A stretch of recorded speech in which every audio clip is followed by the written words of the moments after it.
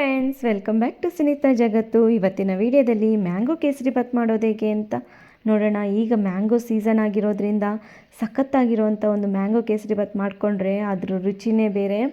ಮಕ್ಕಳಿಗಂತೂ ತುಂಬಾ ಫೇವ್ರೇಟ್ ಅಂತಲೇ ಹೇಳ್ಬೋದು. ನೀವು ಸಹ ಈ ರೀತಿಯಾಗಿ ಟ್ರೈ ಮಾಡಿ ನೋಡಿ. ನಾನಿಲ್ಲಿ ಮಾವಿನ ಹಣ್ಣಲ್ಲಿ ಬಾದಾಮಿ ಮಾವಿನ ಹಣ್ಣನ್ನು ತೊಗೊಂಡಿದ್ದೀನಿ. ಆದಷ್ಟು ಸಿಹಿಯಾಗಿರುವಂಥ ಮಾವಿನ ಹಣ್ಣನ್ನು ತೊಗೊಂಡ್ರೆ ಈ ಕೇಸರಿ ಬಾತು ತುಂಬಾ ರುಚಿಯಾಗಿ ಬರುತ್ತೆ. ನೋಡಿ, ಈ ರೀತಿ ಕಟ್ ಮಾಡಿಕೊಂಡು ಮ್ಯಾಂಗೋ ಹಣ್ಣು ಏನಿರುತ್ತಲ್ವ ಅದನ್ನೆಲ್ಲ ಸಿಪ್ಪೆನ ಬಿಟ್ಟು ಈ ರೀತಿ ಎಲ್ಲ ಹಣ್ಣನ್ನು ಮಿಕ್ಸಿ ಜಾರಲ್ಲಿ ಹಾಕ್ಕೊಂಡು ಇದನ್ನು ರುಬ್ಕೋಬೇಕಾಗುತ್ತೆ. ನೋಡಿ, ಈ ರೀತಿ ಒಂದು ಮಾವಿನ ಹಣ್ಣನ್ನು ಹಾಕ್ಕೊಂಡಿದ್ದೀನಿ ನಾನಿಲ್ಲಿ. ಈ ರೀತಿಯಾಗಿ ರುಬ್ಬಿಬಿಟ್ಟು ಒಂದು ಬೌಲಲ್ಲಿ ಹಾಕಿ ಇಟ್ಕೊಳ್ಳೋಣ. ನೋಡಿ, ಈ ರೀತಿ ರುಬ್ಬಿ ಇಟ್ಕೊಂಡಿದ್ದೀನಿ. ಈಗ ಇದಾದಮೇಲೆ ಒಂದು ಬಾಣಲೆನ ಇಟ್ಬಿಟ್ಟು 1-2 ಸ್ಪೂನಷ್ಟು ತುಪ್ಪನ ಹಾಕ್ಕೊಳ್ಳೋಣ. ನೋಡಿ, 2 ಸ್ಪೂನಷ್ಟು ತುಪ್ಪ ಕರಗಿದ ಮೇಲೆ ಈಗ ಗೋಡಂಬಿಯನ್ನು ಹಾಕ್ಕೊತಾ ಇದ್ದೀನಿ. ಗೋಡಂಬಿ ಒಂದು ಸ್ವಲ್ಪ ಲೈಟಾಗಿ ಕಲರ್ ಚೇಂಜ್ ಆಗಬೇಕು. ಈಗ ನಾವು ಇಲ್ಲಿ ಗೋಡಂಬಿನ ಯೂಸ್ ಮಾಡ್ಕೊಂಡಿದ್ದೀವಿ. ಇದ್ರ ಜೊತೆಯಲ್ಲಿ ಬೇಕು ಅಂದರೆ ಬಾದಾಮಿ ಪಿಸ್ತಾನೂ ಸಹ ಯೂಸ್ ಮಾಡ್ಕೋಬೋದು. ಈಗ ಅದ್ರ ಜೊತೆಯಲ್ಲಿ ದ್ರಾಕ್ಷಿನೂ ಸಹ ಹಾಕ್ಕೊಂಡು ಫ್ರೈ ಮಾಡ್ಕೊಂಡಿದ್ದೀನಿ. ಇದನ್ನೆಲ್ಲ ಹಾಕ್ಕೊಂಡು ಒಂದು ಫ್ರೈ ಆದಮೇಲೆ ಇದನ್ನು ಒಂದು ಬೌಲಲ್ಲಿ ಹಾಕಿ ಇಟ್ಕೊಳ್ಳೋಣ. ನೋಡಿ, ಈ ರೀತಿ ಅದಾದಮೇಲೆ ಅದೇ ತುಪ್ಪದಲ್ಲೇ ನಾನು 1 ಕಪ್ಪಷ್ಟು ರವೆನ ಹಾಕ್ಕೊತಾ ಇದ್ದೀನಿ. ನೋಡಿ, ರವೆನ ಈ ರೀತಿಯಾಗಿ ಮೀಡಿಯಮ್ ಫ್ಲೇಮಲ್ಲೇ ಇಟ್ಕೊಂಡು ಚೆನ್ನಾಗಿ ಫ್ರೈ ಮಾಡ್ಕೋಬೇಕು. ನಾವು ಒಂದು 5-6 ನಿಮಿಷದವರೆಗೂ ಮೀಡಿಯಮ್ ಫ್ಲೇಮಲ್ಲೇ ಚೆನ್ನಾಗಿ ರವೆನ ಕೈ ಬಿಡದೆ ಈ ರೀತಿಯಾಗಿ ಚೆನ್ನಾಗಿ ಫ್ರೈ ಮಾಡಿಕೊಂಡ್ರೆ ಒಂದೊಳ್ಳೆ ಘಮ ಬರುತ್ತೆ. ಅಲ್ಲಿವರೆಗೂ ಫ್ರೈ ಮಾಡ್ಕೋಬೇಕಾಗುತ್ತೆ.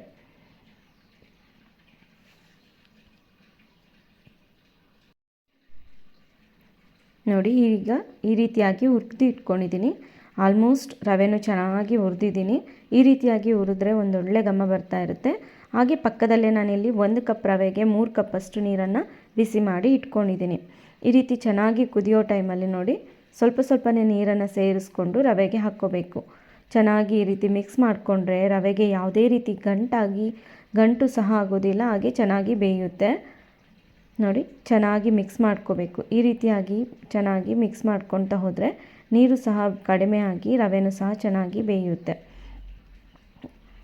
ರವೆ ಯಾವಾಗ ಬೆಂದಿದೆ ಅಂತ ಗೊತ್ತಾಗುತ್ತೆ ಅಂದರೆ ನೋಡಿ, ಈ ರೀತಿಯಾಗಿ ಬೇಯ್ತಾ ಹೋಗುತ್ತೆ. ರವೆನೂ ಸಹ ಚೆನ್ನಾಗಿ ಈ ರೀತಿಯಾಗಿ ಗಟ್ಟಿ ಆಗ್ತಾ ಹೋಗುತ್ತೆ. ಆವಾಗ ನಾವು ರವೆ ಬೆಂದಿದೆ ಅಂತ ಅರ್ಥ. ನೋಡಿ, ಈ ರೀತಿಯಾಗಿ ಆದರೆ ಆಯಿತು, ರವೆ ಚೆನ್ನಾಗಿ ಬೆಂದಿದೆ. ಈ ಟೈಮಲ್ಲಿ ನಾವು ಇದರಲ್ಲಿ ಸಕ್ಕರೆನ ಸೇರಿಸ್ಕೊಳ್ಳೋಣ. ನಾನಿಲ್ಲಿ 1 ಕಪ್ ರವೆಗೆ 1 ಕಪ್ಪಷ್ಟು ಸಕ್ಕರೆನ ತೊಗೊಂಡಿದ್ದೀನಿ. ಸಕ್ಕರೆನ ಚೆನ್ನಾಗಿ ಹಾಕ್ಕೊಂಡು ಮಿಕ್ಸ್ ಮಾಡ್ಕೋಬೇಕು. ಮಾವಿನ ಹಣ್ಣನ್ನು ಯೂಸ್ ಮಾಡೋದ್ರಿಂದ ನಾನಿಲ್ಲಿ 1 ಕಪ್ ರವೆಗೆ 1 ಕಪ್ಪಷ್ಟು ಸಕ್ಕರೆನ ಹಾಕ್ಕೊಂಡಿದ್ದೀನಿ. ನಿಮಗೆ ಇನ್ನೂ ಸ್ವಲ್ಪ ಬೇಕು ಅಂದರೆ ಸೇರಿಸ್ಕೋಬೋದು. ಆದರೆ ಮಾವಿನ ಹಣ್ಣನ್ನು ಹಾಕ್ಕೊತಾ ಇರೋದ್ರಿಂದ ಇಷ್ಟು ಸರಿ ಹೋಗುತ್ತೆ. ಹಾಕ್ಕೊಂಡ್ಬಿಟ್ಟು ಒಂದು ಸರಿ ನೀಟಾಗಿ ಮಿಕ್ಸ್ ಮಾಡ್ಕೊಳ್ಳೋಣ. ಈ ಸಕ್ಕರೆ ಎಲ್ಲ ಕರಗಿ ಒಂದು ಸ್ವಲ್ಪ ನೀರು ಥರ ಆಗಿ ಮತ್ತೆ ಅದು ಗಟ್ಟಿ ಆಗಬೇಕು. ಅಲ್ಲಿವರೆಗೂ ಈ ರೀತಿಯಾಗಿ ನೀಟಾಗಿ ಮಿಕ್ಸ್ ಮಾಡ್ಕೋಬೇಕು. ಜಸ್ಟ್ ಒಂದು 10 ಮಿನಿಟ್ಸಲ್ಲೇ ನೀವು ಈ ರೆಸಿಪಿಯನ್ನು ಕಂಪ್ಲೀಟ್ ಮಾಡ್ಕೋಬೋದು. ತುಂಬಾ ರುಚಿಯಾಗಿರುತ್ತೆ. ಇವಾಗ ಸಿಗೋ ಮಾವಿನ ಹಣ್ಣನ್ನು ಯೂಸ್ ಮಾಡಿಕೊಂಡು ಈ ರೀತಿ ಮಾಡ್ಕೊಂಡು ನೋಡಿ, ಈ ರೀತಿ ಮಾವಿನ ಹಣ್ಣನ್ನು ರುಬ್ಬಿಟ್ಕೊಂಡಿರ್ತೀವಲ್ಲ ಅದನ್ನೆಲ್ಲ ಹಾಕ್ಕೊಂಡಿದ್ದೀನಿ. ಹಾಗೆ ಸ್ವಲ್ಪ ಕೇಸರಿ ದಳನ ಬಿಸಿ ನೀರಲ್ಲಿ ನಾನು ನೆನೆಸಿ ಇಟ್ಕೊಂಡಿದ್ದೆ ಒಂದು 10 ನಿಮಿಷದ ಮುಂಚೆ. ಅದನ್ನು ಸಹ ಸೇರಿಸ್ಕೊಂಡು ಒಂದು ಸರಿ ನೀಟಾಗಿ ಮಿಕ್ಸ್ ಮಾಡ್ಕೋಬೇಕು. ನೋಡಿ, ಆಪ್ಷನಲ್ಲೂ ಅಷ್ಟೇ ಕೇಸರಿ ದಳ ನಿಮಗೆ ಇಷ್ಟ ಇದ್ದರೆ ಸೇರಿಸ್ಕೊಳ್ಳಿ, ಇಲ್ಲಾಂದರೆ ಸ್ಕಿಪ್ ಮಾಡ್ಕೋಬೋದು. ಕೇಸರಿ ದಳ ಸೇರಿಸೋದ್ರಿಂದ ಒಂದೊಳ್ಳೆ ಕಲರ್ಫುಲ್ಲಾಗಿ ಬರುತ್ತೆ. ಹಾಗೆ ಒಂದೊಳ್ಳೆ ಘಮನೂ ಸಹ ಬರುತ್ತೆ. ಹಾಗೆ ಡ್ರೈ ಫ್ರೂಟ್ಸ್ ಏನು ಹಾಕ್ಕೊಂಡಿರ್ತೀವಲ್ಲ, ಫ್ರೈ ಮಾಡ್ಕೊಂಡಿರ್ತೀವಲ್ಲ ಅದನ್ನೆಲ್ಲ ಹಾಕ್ಕೊಂಡು 1 ಸ್ಪೂನಷ್ಟು ತುಪ್ಪನ ಹಾಕ್ಕೊಂಡಿದ್ದೀನಿ. ತುಪ್ಪ ಆಪ್ಷನಲ್ಲು ಅಷ್ಟೇ ಸಾಕು ಅನ್ನೋದಾದರೆ ಸ್ಕಿಪ್ ಮಾಡ್ಕೋಬೋದು. ತುಪ್ಪ ಹಾಕ್ಕೊಳೋದ್ರಿಂದ ಇನ್ನೊಂದು ಸ್ವಲ್ಪ ಚೆನ್ನಾಗಿ ಶೈನಿ ಆಗಿರುತ್ತೆ ಅಂತಂದ್ಬಿಟ್ಟು ನಾನು ಕೊನೆಯಲ್ಲಿ 1 ಸ್ಪೂನಷ್ಟು ತುಪ್ಪನ ಹಾಕ್ಕೊಂಡಿದ್ದೀನಿ. ಹಾಗೆ ಸ್ವಲ್ಪ ಏಲಕ್ಕಿ ಪುಡಿನೂ ಸಹ ಹಾಕ್ಕೊಂಡು ಮಿಕ್ಸ್ ಮಾಡ್ಕೋಬೇಕು. ನಾನು ಟೋಟಲಾಗಿ 3 ಸ್ಪೂನಷ್ಟು ತುಪ್ಪನ ಯೂಸ್ ಮಾಡ್ಕೊಂಡಿದ್ದೀನಿ. ನೋಡಿ, ಹಾಗೆ ಹೋಯಿತು ಕೇಸರಿ ಬಾತು. ಬಾಯಲ್ಲಿಟ್ಟರೆ ಹಾಗೆ ಕರ್ಗೋಗಿಬಿಡುತ್ತೆ. ಸಖತ್ತಾಗಿರೋವಂಥ ಒಂದು ಕೇಸರಿ ಬಾತ್ ಅಂತಲೇ ಹೇಳ್ಬೋದು. ನನಗಂತೂ ತುಂಬಾ ಫೇವ್ರೇಟ್ ಆಗಿರೋವಂಥ ಈ ರೆಸಿಪಿ ನಿಮಗೂ ಸಹ ಫೇವ್ರೇಟ್ ಆಗ್ಬೋದು. ಮಕ್ಕಳಿಗೂ ಸಹ ತುಂಬಾ ಇಷ್ಟ ಆಗುತ್ತೆ.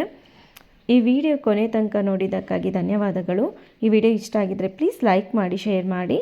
ಸಬ್ಸ್ಕ್ರೈಬ್ ಆಗದೆ ನೋಡ್ತಾ ಇದ್ದರೆ ಸಬ್ಸ್ಕ್ರೈಬ್ ಆಗಿ. ಮತ್ತೊಂದು ಒಳ್ಳೆಯ ರೆಸಿಪಿಯ ಜೊತೆಗೆ ಭೇಟಿಯಾಗೋಣ. ಧನ್ಯವಾದಗಳು.